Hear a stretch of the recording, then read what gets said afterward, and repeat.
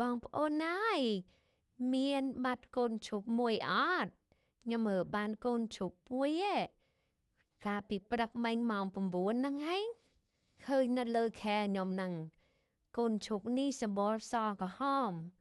អាយុ5ខែជាងហើយគីឡូប្រហែលជា7គីឡូកន្លះអីហ្នឹងបងប្អូន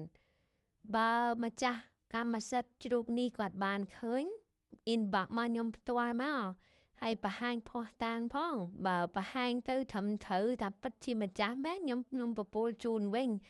តែបើអត់ទេខ្ញុំយកទៅកាយខ្ញុំចាំខ្លួនឯងហើយ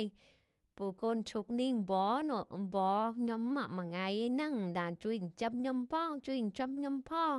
ឃើញគួរអាណិតដែរចង់យកមកចាំចាំបើម្ចាស់មិនមកអះអាងទេ